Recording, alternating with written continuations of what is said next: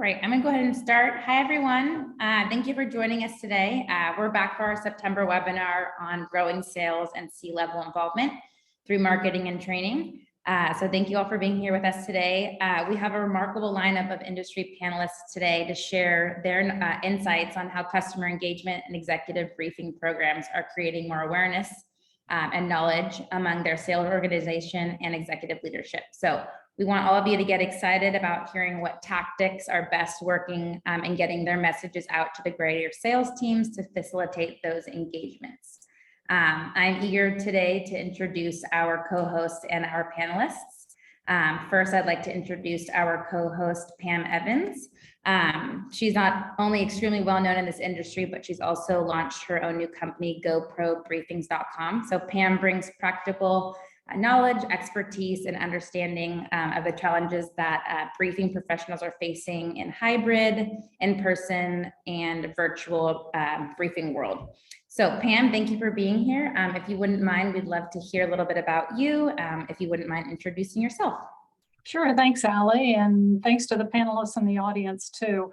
Well, I would say after many decades of briefing experience as a briefing professional, I entered the world of consulting in June of 2021 with Ann Bennett and Bennett Communications. And then in April of this year, I launched my own business, as Ali mentioned, GoProBriefings.com, with my partner, Candy Hurley. And we provide training and consulting services to a wide variety of programs, whether you're launching or whether you're just evolving, we're there to be of support to you. And I'm really excited about today's topic because throughout my career, I've been in these sales support and executive supporting roles. And it's really critical if you have a briefing or a customer experience program that you have a way to market all the critical good work that you do for the company. So I'm looking forward to hearing some new ideas from our panelists and being a part of the conversation. So thanks, everybody. Thank you so much. All right, so now I'm going to introduce our panelists. First off, we have John Panic. He is the Senior Manager, Executive Briefing Experience Centers, North America at Zebra.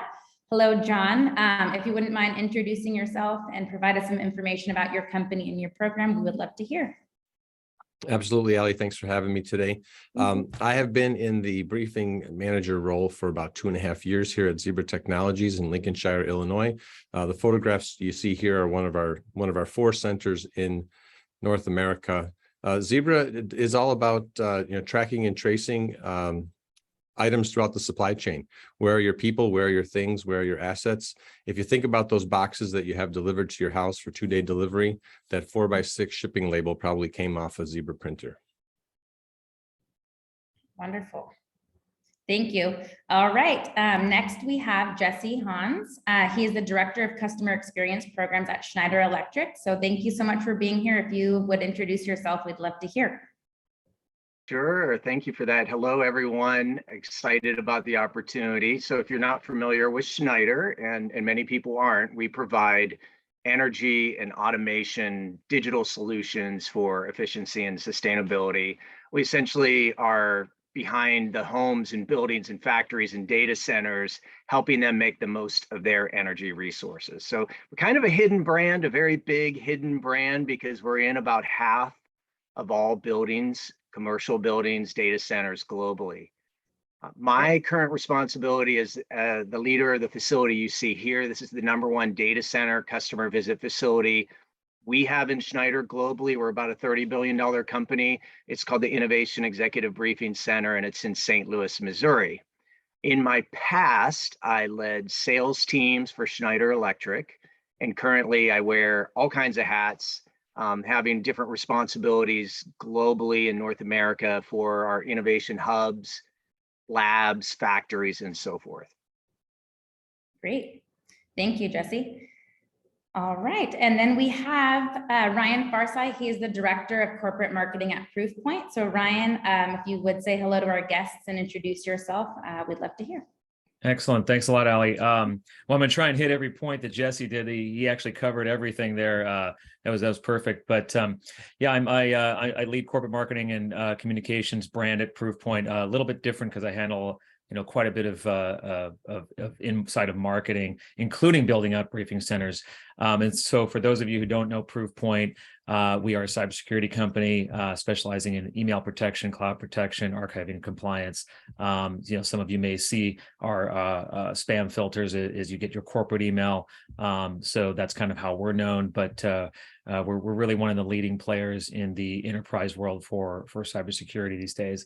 I actually built out, owning corporate marketing and content and brand and creative has kind of provided me a unique way into briefing centers. So, I had prior role at Juniper, I had built out all the content and the creative and the digital experience for their briefing center. And then Proofpoint had a great opportunity with a brand new building coming online a couple of years ago. And I had the opportunity to build that out and really customize the experience over there as well. So that's my role and my involvement. Great, thank you. Thank you all. So before we begin, I just wanted to let everybody know that we love audience questions. So this is a really, really great time to get some insightful information from our industry savvy panelists. So with that said, please feel free to submit any questions that you have in the chat feature. It's either on the top of your screen or on the bottom, however your layout is. And we will definitely try to answer all questions as they come. So that's all from me. I'm going to go ahead and pass it over to Pam so she can take it away with the panelist questions.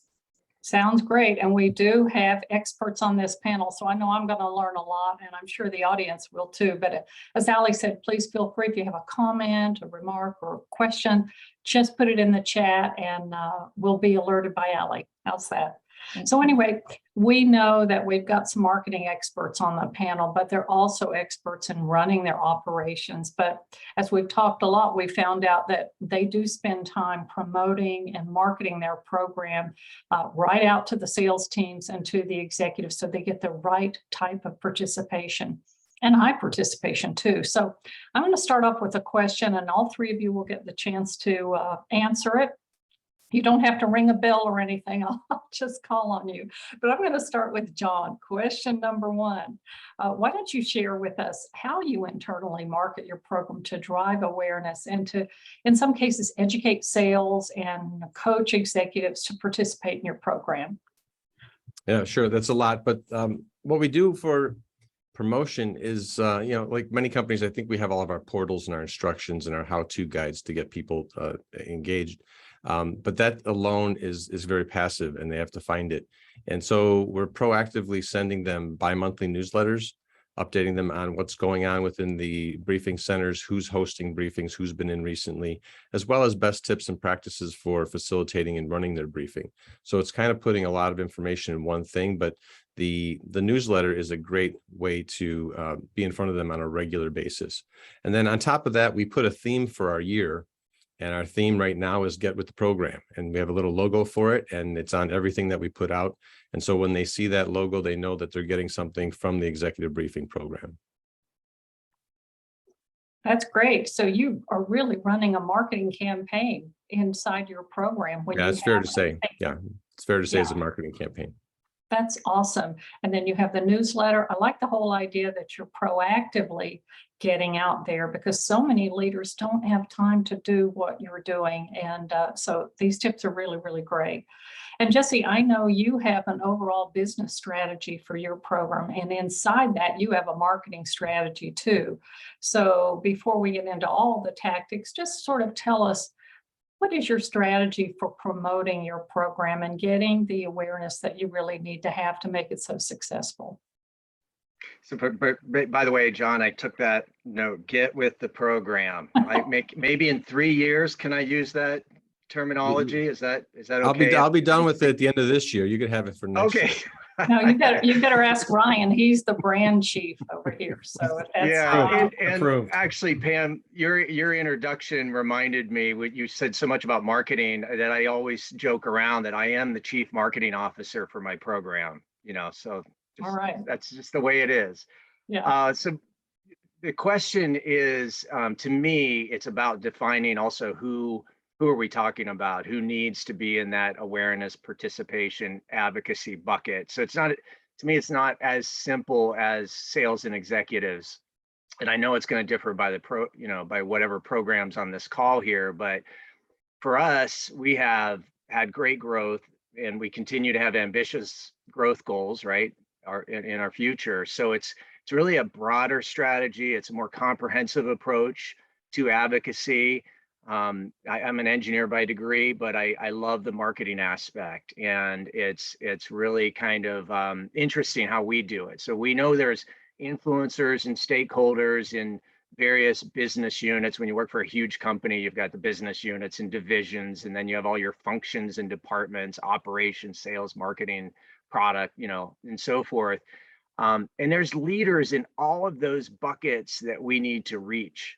Some are not the highest level, some are medium level leaders, but they can be highly influential to the future of our program. There could be a lot of benefits to partnering with them.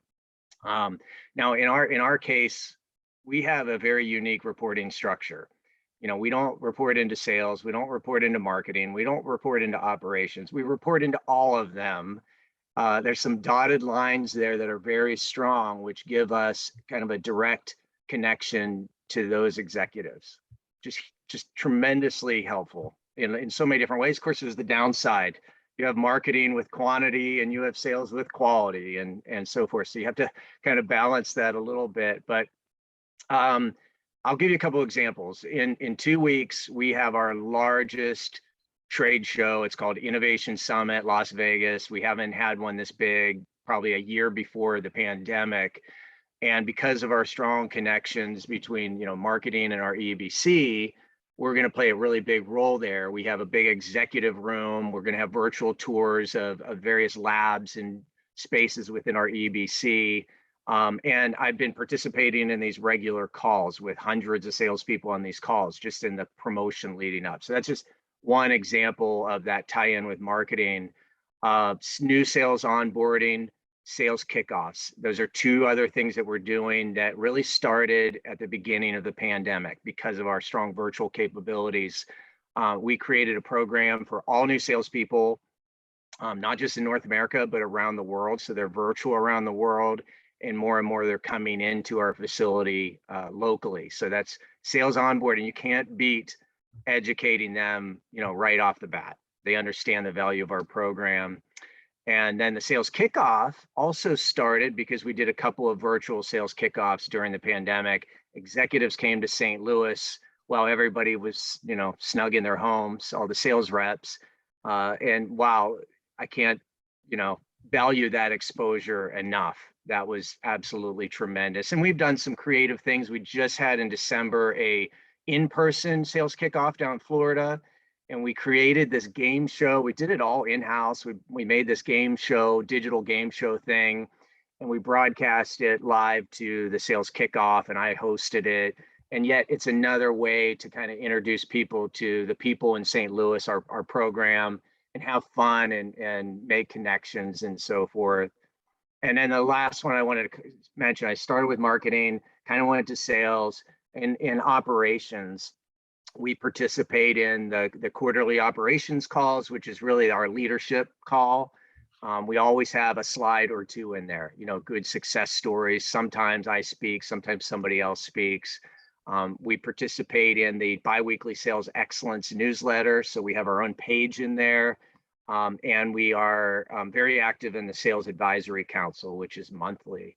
So that's a lot to say there, but I'm trying to give ideas on different ways to interact with the different departments, functions, what have you. Yeah, so true. And you said a lot there. The one thing that came out to me, and I know John is doing this, and I bet Ryan is too, it's about having fun, doing things that are a little bit uplifting, especially during the COVID era. We were all so serious. Now we're kind of coming out of that. Let's have some fun and let's engage people that way.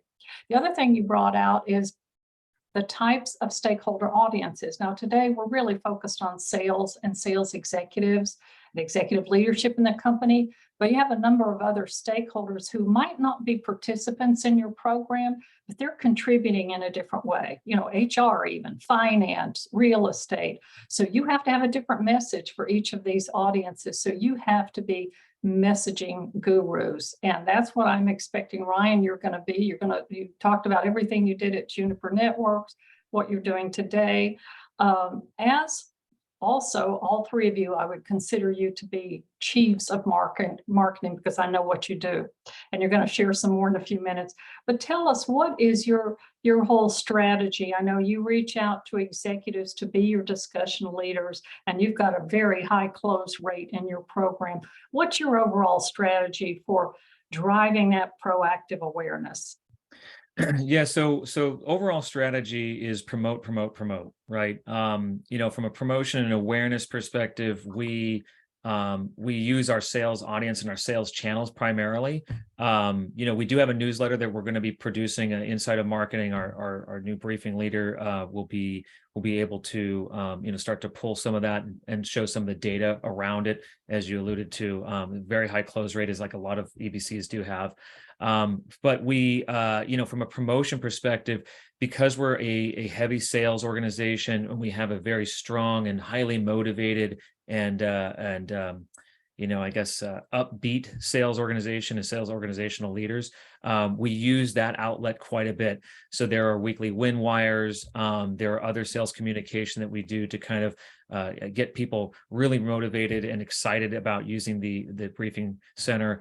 One of the other things that we do within those communications is we talk about the success stories, right? There's a lot of examples that they go through, and they talk through in detail around a particular customer, what resonated with them, who they brought in as an expert speaker, and how they helped close the deal or bring it across the finish line. Those types of experiences and stories that we share help motivate and promote others to go use that. So there's a heavy push from the sales side that we help assist with. That's the best way we've found to go and help promote. The other thing is we build up our speakers and our expert panel, right? Oftentimes we bring in these people that have a unique perspective that are inside of our company, and that offers something that the typical sales person doesn't have, and that helps bring those deals to close as well. Yeah, absolutely. I think being in sales, and some of us have worked in sales organizations as well as marketing, consulting, training, or what have you, but getting in the shoes of a sales expert helps you provide that customer experience. And that is really, really critical. So the other thing too is using data and analytics as you proactively market your program. I think executives are wanting to see that more and more. What is the impact of your program? What is your program doing to help us move business further, faster? And so knowing how to tell this story with data to your particular audience, whether it's a sales leader or it's the chief financial officer in your company, because you're trying to get more funding for a program or a center or whatever, is really, really important. Are there any comments from anybody else on the panel on this particular question? We're going to have opportunities to keep going, but I'll ask John and Jesse. No audience questions at the moment also, Pam. So I think we can kind of move on to the next. But yes, like we said, please feel free to ask any questions along the way. All right. Well, we've talked about some tactics. All of them sound pretty successful to me. So question number 2 is about, what is one of the most successful tactics? If you have more than one, put it out there. But John, I hope you're going to share one that I think is really innovative, and you know where I'm going. I think your annual report, if you could delve into that a little bit and share the impact of that, I think that's just amazing what you've done. Absolutely. So we were in the midst of the pandemic in 2020, and I came into the program, and we were trying to figure out how do we encapsulate everything we were trying to do with not just the virtual briefings and making that big pivot we all did, but what do we do to elevate the program? What do we do to update our centers? Where are we going as a briefing program? Kind of set the tone for it.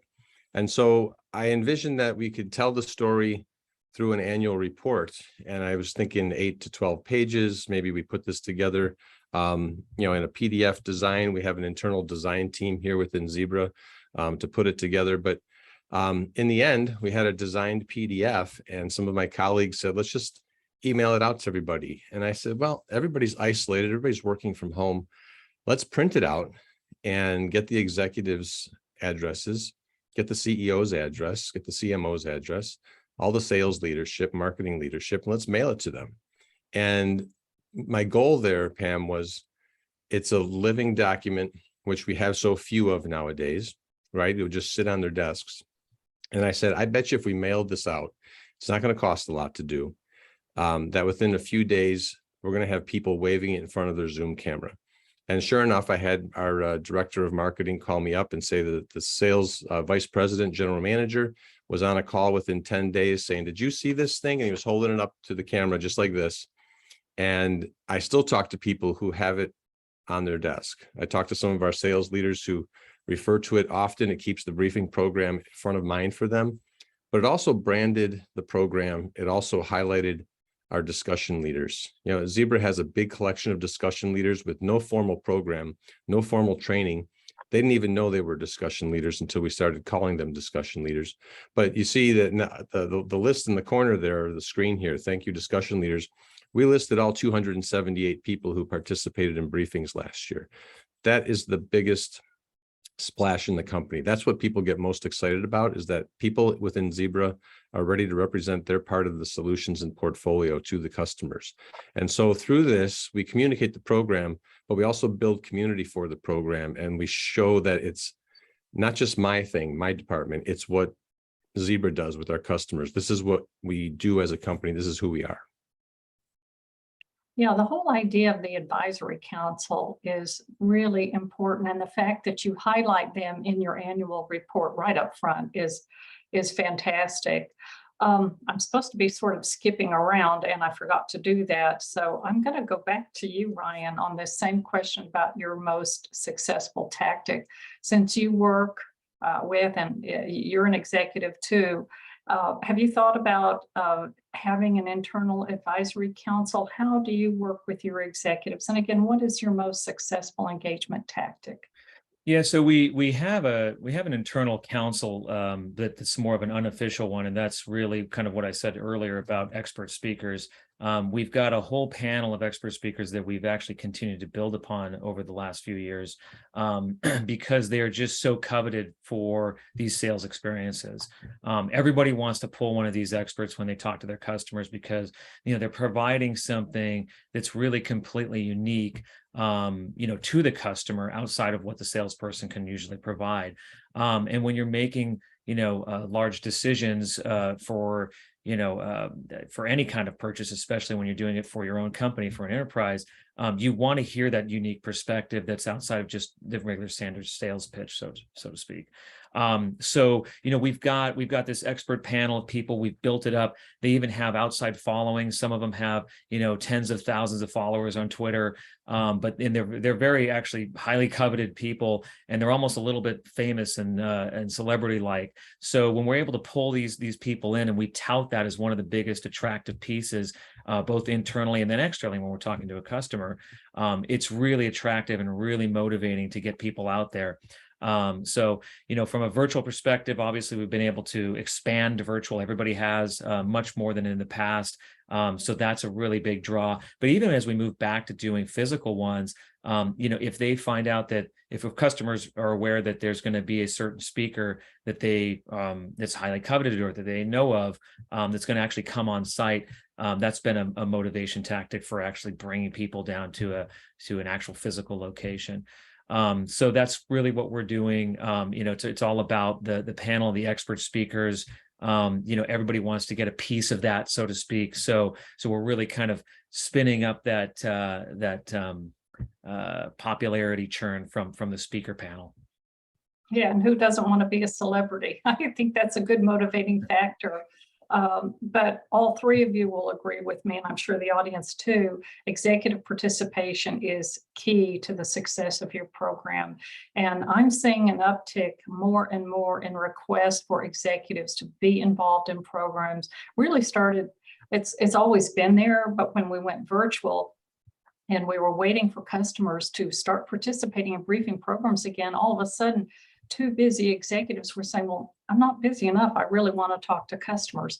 Now that customers are coming back in person, we're doing hybrid briefings, there's more and more of a demand for executives to be involved.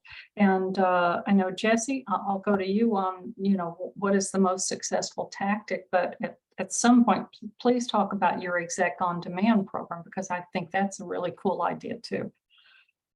Sure, and I'm taking notes still when I'm hearing John and Ryan. And one of the things that I noted for John is the printed annual report.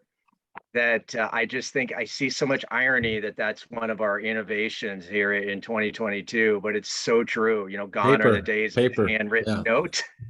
And it's awesome that it comes full circle, because people love to flip through and see things like that. And also, John, the listing the names of the people that have participated in your program is brilliant, in my opinion.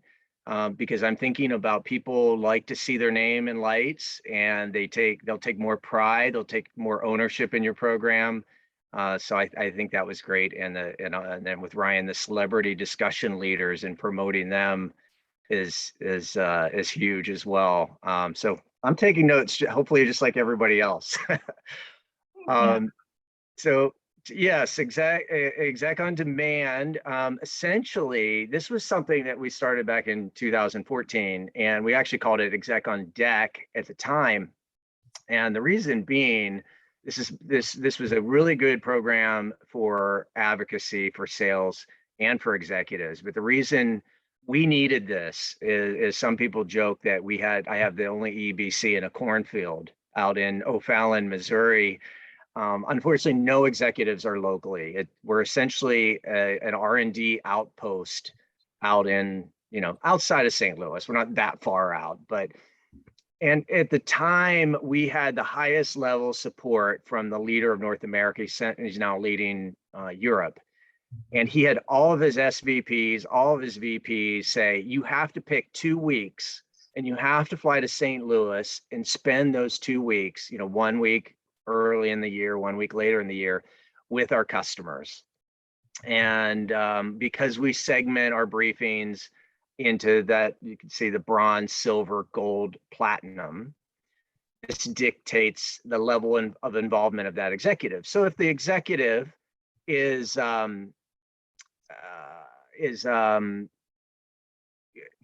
busy, let's say they just have a lot of work to do, we have a room, we put their name on an office, and we kind of figure out where the executive should spend time. But oftentimes, if it's a bronze, they're going to be spending maybe shake hands, welcome, glad that you're here, all the way up to the platinum level. They may spend an entire day with the customer. So that was definitely a win-win. Of course, we've got 3 years later, through the pandemic, we have had to modify it because we weren't having the in-person visits. So we call it exec on demand now.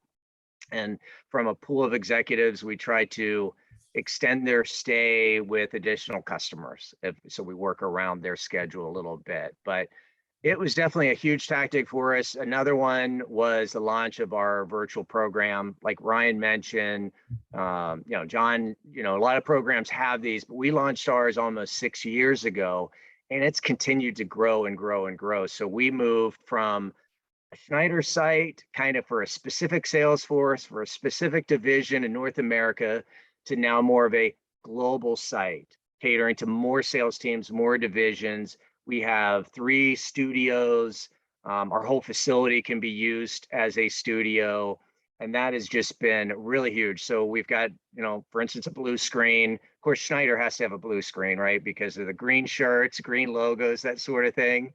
But our executives, they see that studio and they're like, whoa, and they see there's a full-time producer and they come away impressed and they tell other executives. It's a great advocacy. Marketing, remember I mentioned in that first question, marketing is one of my reports, one of our reports. They fully funded the studio before the pandemic. So we were ready to go. And quickly, the third one I wanted to mention was metrics KPIs. If you can get sales leadership to have a dashboard and they have an EBC section that keeps track of their sales teams, how they're doing and so forth, we found that to be a very easy win, but an incredible amount of mind share, right? You get people calling me and what's going on with this team and so forth. So those would be the three things. So if you have a place in the middle of a cornfield, not too many of you, but if you don't have executives locally, you can create an exec on deck type of program. Number two is, virtual program, leverage that. And number three is a metrics, like a KPI type program for sales leaders. Those are some great ideas. And I remember you said if you have to fly to St. Louis, you should have said if you get the opportunity to fly to St. Louis. Now with in-person briefings, I'm sure some of your executives will want to do that. You brought up some good points. We won't talk about this today, but Allie, it might be a good program talking about the beauty of having a multi-tiered program, especially when you're trying to leverage and utilize your executives, because they can't be all things to all customers at all times. And we're starting to see programs evolve into tiered programs, depending on whether they're strategic accounts or mid-tier accounts or low-hanging fruit accounts. So that's a good topic for discussion. And can I just say one thing, Pam? The reason why we do it is out of necessity originally, because we had just so few people running around, with superhuman efforts to provide a platinum experience for everyone. It's just not feasible, so I think it's a smart way to run a business, is to, allocate resources appropriately. That's essentially what it is. I do too. As your program evolves, you need to look in that direction. And the other concept is having a multi-purposed program that shows you're a good citizen in the company and you're serving other stakeholders in the company. That's a great way to promote your program, reaching out and saying, you can use our broadcast center for a one-to-many event. You can use our center for an account planning event, that's sales support for customers. So I think that's really great. Allie, we have a couple of questions in the chat, and I see one should go to John of Zebra. Yeah. So we have a question for you, a kudos and a question for you. So the Zebra Briefing Program annual report, they say is a fabulous idea and it has gotten great responses. Now that the people are coming into our centers, or the centers and executives are back in the offices, what do you do this year to raise the visibility of your program? Raising it's been interesting because we have our salespeople on the move, and they're not all coming into the program, into the centers. They're having the opportunity to actually go to customer sites. And so a few times we had to kind of package a briefing in a box and do a tech day at a customer site, because the customer was open to us coming, but they weren't open to coming to us yet. So we didn't get the amount of traffic that we thought we'd get in the centers because people are just out visiting customers. So to get their attention, we've been getting on their bi-weekly calls. Like Jesse said, you have to be in front of the team. So we're talking to the leadership team. It's just not newsletters and things that we could put in front of them. I had an intern for the summer, and we were about to put her on a cold calling campaign to start calling all the account managers who didn't participate yet in the program this year. And we pulled back from that because there's too many questions account managers have that an intern wasn't ready to answer. But we are doing some direct outreach to them. I've been taking photographs of the account managers who have been visiting us, and actually made a social media frame that says, I just hosted an executive briefing, and sharing that with them. They could use it on their LinkedIn if they want. We put it on Yammer internally so that Zebra constituents could see who's hosting a briefing. We don't need to post who's not hosting a briefing. We don't have to show where the gaps are. Just brag about who's there. Make the account managers the heroes that they are because they brought a customer into the center. And that resonates really well with the sales leadership.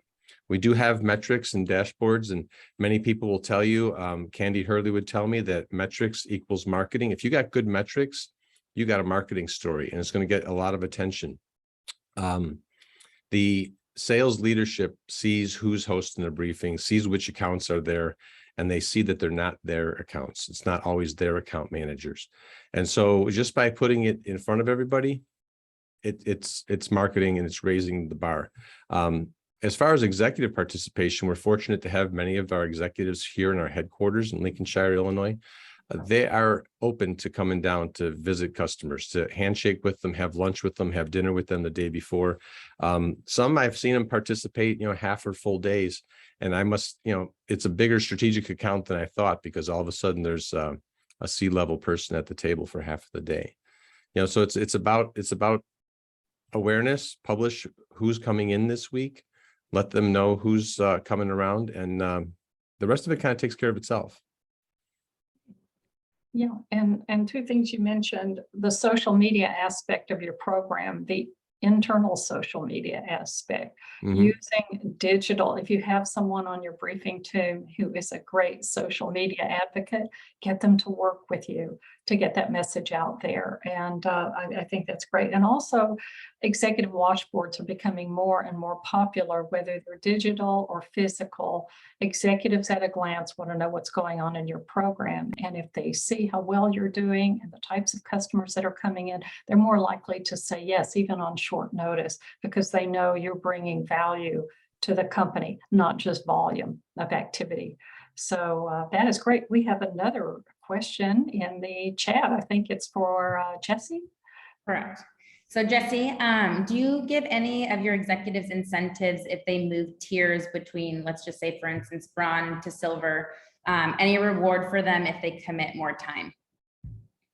No.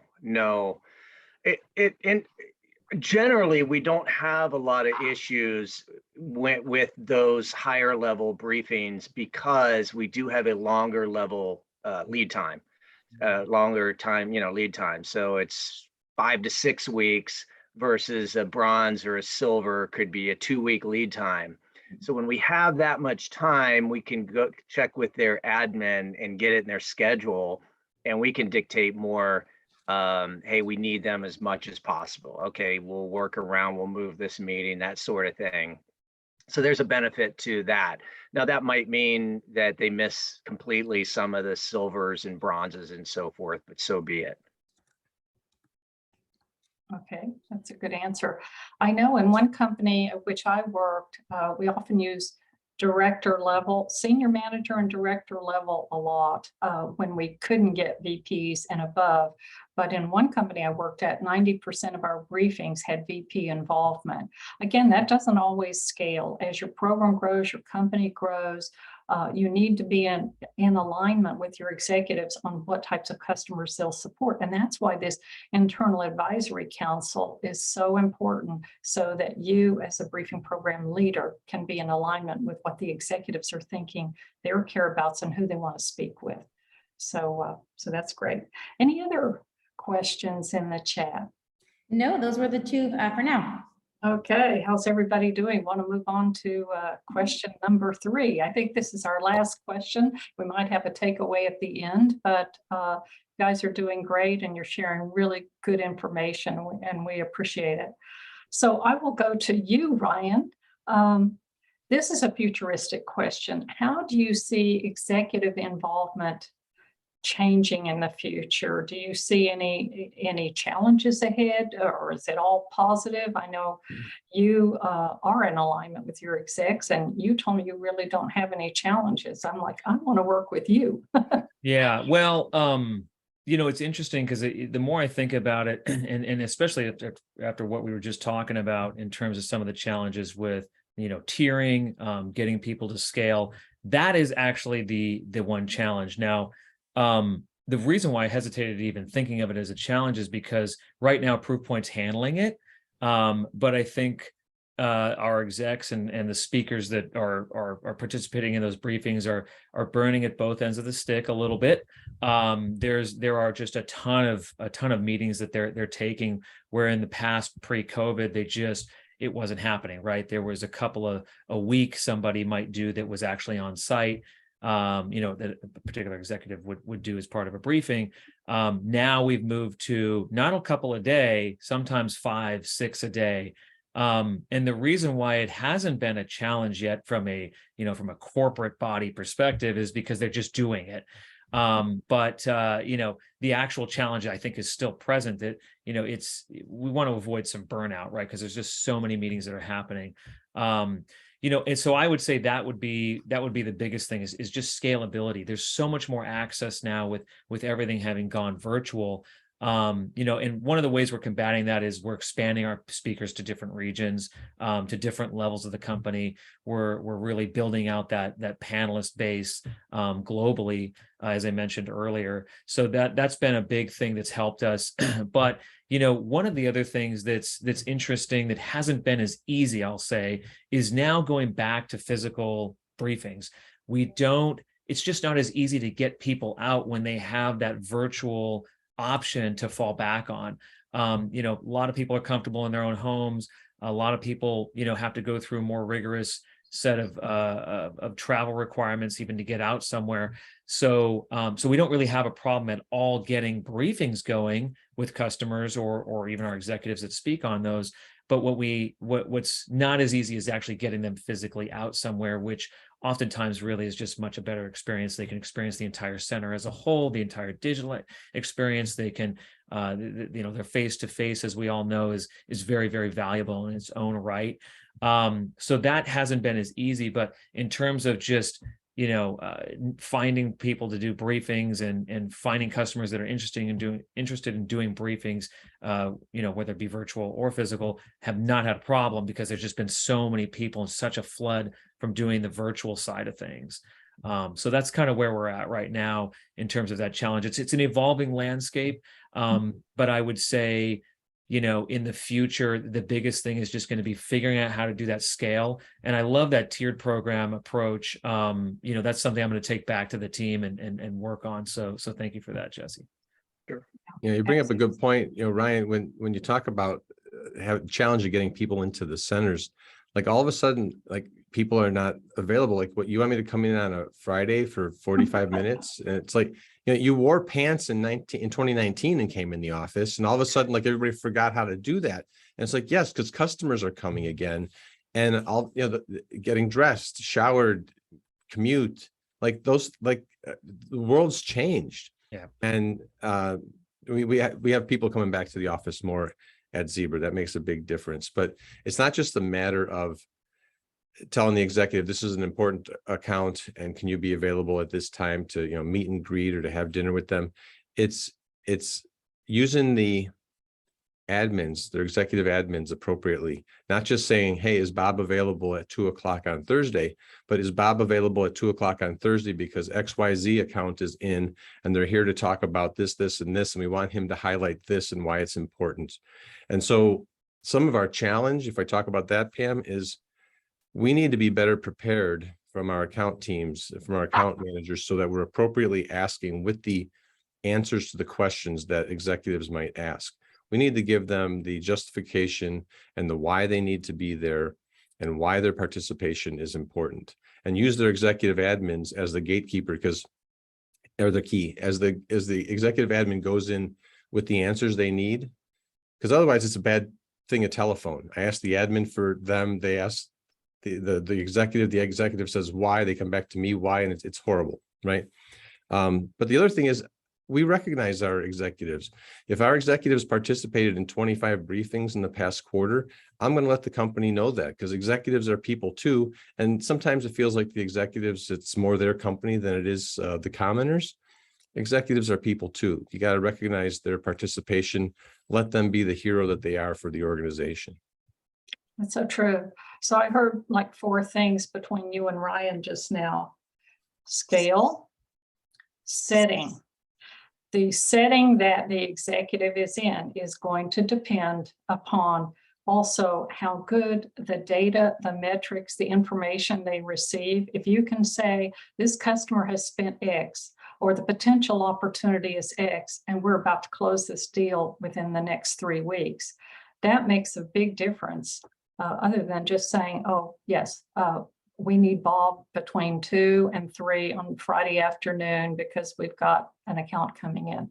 So, and the fourth thing that you mentioned, recognizing executives, I think we forget to do that. We recognize the middle tier people, the subject matter experts, the product people who are often speaking on a regular basis to customers, but executives need to be recognized. And I've done that at discussion leader recognitions, where if the CTO has done most in terms of briefing activity for the year, he or she would get an award, even though he or she's an executive. So those are 4 good points right there. So we might not need any takeaways, but anything else, John, before I move to Jesse for his answer to this final question of how do you see executive leadership changing in the future for good, better, worse, whatever?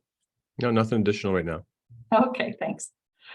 Jesse, have you thought about an answer to the question, how do you see the executive involvement in your program morphing? Is it going to stay the same? Do you see scale as being an issue? Do you see more new executives coming into your pool? Yeah, I wrote that executives are people too, that John just mentioned, because I can't help but think about when you're with a company, and I've been with Schneider for quite a while, that those managers become directors, the directors become VPs, and so on and so forth. So the guy that's leading all of Europe was once a sales rep next to me. He's gone up in a rocket ship, and I don't know, I'm in a Model T or something.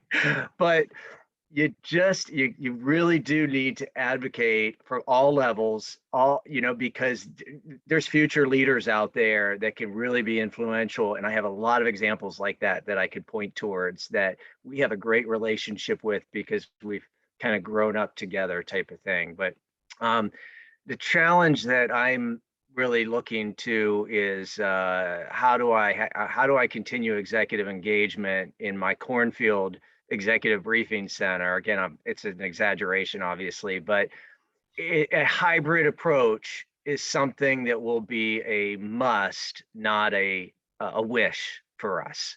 We have to look at it's gone from luxury to something that otherwise we're not going to have an executive.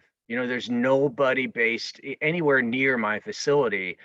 So I'd like to see this continued evolution of technology, for one thing, so that, they can have as much of that in-person experience remotely, even from their home, because there's some good points there. People are just darn used to working from their home, and they realize we had one customer that did a 90-minute virtual briefing with us. And like, you don't understand how amazing this is, because in the past, I'd be a day and a half out of the office, my entire team, I'd have to fly them to St. Louis. And look what we accomplished in 90 minutes. Incredible. So they get that. And so they're going to be weighing their options moving forward. So I do see us having this balance of in-person, virtual, hybrid, continuing for years to come.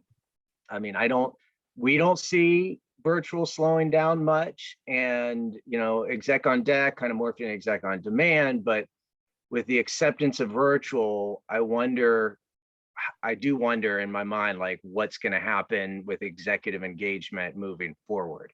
Can I actually even bring back exec on deck? Are we going to have that same volume that we had at one time, now that people have the options of virtual and so forth, and hybrid even?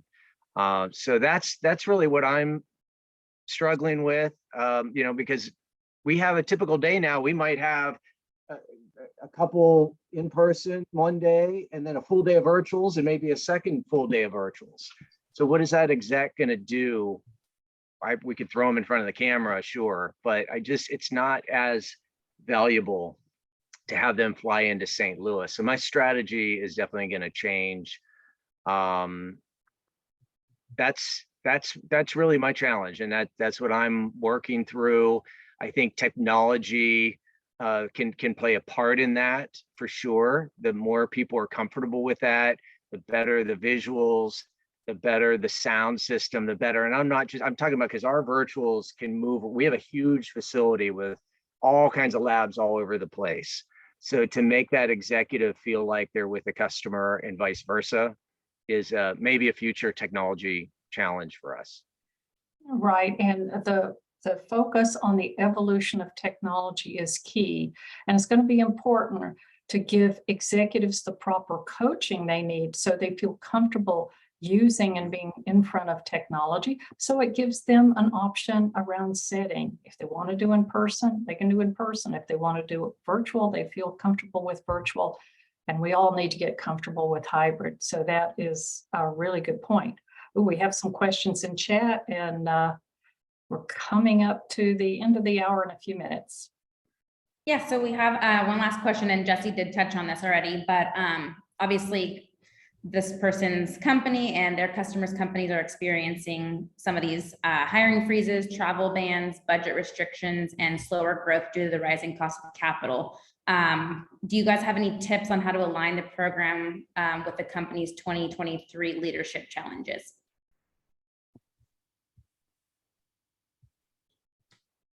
You know, if I spoke to hybrid, you know, we're upgrading a little bit of technology here. When I came into the program, I became a briefing manager in the middle of a pandemic and was going to be managing a space that nobody was coming to visit. And one of the first things I did after joining the ABPM Association, I saw Jesse's presentation on how he was doing virtual before it was a thing, and has a whole production studio. And I'm like, that's what I got to do over there. And it's like that's a huge investment. Producers, facilitators. I mean, you already had it a head start, Jesse. It's almost unfair. But it's awesome. I think it's the ideal of what, if you're going to do hybrid, this is how you do it, because there's some briefing programs that decided we're not doing hybrid. We're going to do virtual, or we're going to do face-to-face, and doing hybrid is too difficult. How do you make that work? But the reality is you have to make it work. I think you have to make it work. Sometimes customers can't travel. Sometimes executives can't travel. I got some people and they believe that everybody should be in the room, and it's not a reality of our budget numbers right now, right? We had a travel freeze last quarter. We have a different type of freeze this quarter. There's always something that's straining us with budget, and it's only not that it's going to get worse. It's the reality right now. And so we're embracing technology more and more, trying to figure out how can we do it most effectively. And I haven't gotten too many balks with people said that it wasn't a poor experience. If it was a poor experience, you had a bad Wi-Fi connection, you had a loose cable. But typically, because of the pandemic, it's become very palatable and people accept it. They don't have to have super high production value. So I'm not dissing Jesse's high production value, but me talking on the screen right here could accomplish something in 30 minutes that or an hour that would take a day if I had to travel there. Great. You know, one of the other things that was attractive to me was just the tiered approach. So when thinking about, alternative ways of dealing with budget constraints or other restrictions, that tiered approach that the guys mentioned earlier is very attractive to me. So that's a way we could probably try to find a new avenue for addressing some of those new hurdles with constraints.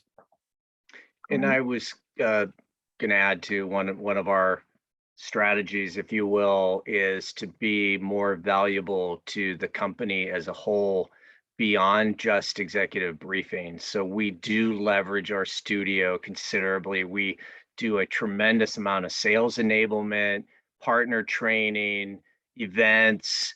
And the more of that in both virtually and in person, the more of that, and I think some people, I'm guessing, just putting myself in different briefing owner shoes, facility shoes, is you worry about, whoa, if we don't get in person back, there's a lot of capital, there's a lot of costs, there's overhead, people, and you push to get in person back, but you're not going to change that by yourself. So the more you can diversify, and this is my thing anyhow, diversify how our value to the company the better off you are long-term growing and so forth. That's just my 2 cents. For sure.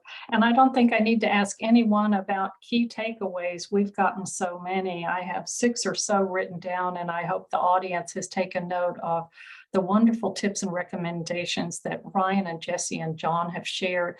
And one thing to keep in mind, if you want to have a world-class program, the Association of Briefing Program Managers tells you that marketing is a key element in doing that. So be sure that you take the time to not only operate the program and do that flawlessly and make sure you have a great customer experience, but to be out there proactively marketing your program all of the time to keep it front and center in front of sales, in front of your executives, in front of all the other key stakeholders in your company. And so with that, I want to thank our wonderful panelists. If you ever have questions, you know who to go to. They're experts in their field, whether it's a cornfield, a wheat field, or the briefing field, you can find these wonderful experts. And now I want to thank them, and I want to thank you, Ali, for giving me the opportunity to co-host. It's been a lot of fun. Oh, great. Thank you so much, Pam. We appreciate you being here, and your expertise and your understanding of today's topic very much showed, so we couldn't have asked for a better facilitator. And to John and Ryan and Jesse, we thank you for taking the time out of your day to be here with us today. I know you guys are all very, very busy, but your knowledge hopefully has really impacted people here that are viewing.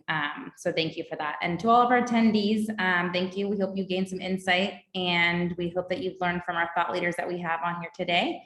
And I just wanted to let everybody know that we will have a few more webinars for the rest of the year. So please stay on the lookout. We'll be posting these on our LinkedIn, and we'll be sending some emails as well. So the next webinar is going to be in late October, and the topic will be making bigger impacts by profiling the biggest opportunities. So stay on the lookout, and we hope to see you guys soon. And again, thank you all for joining us today.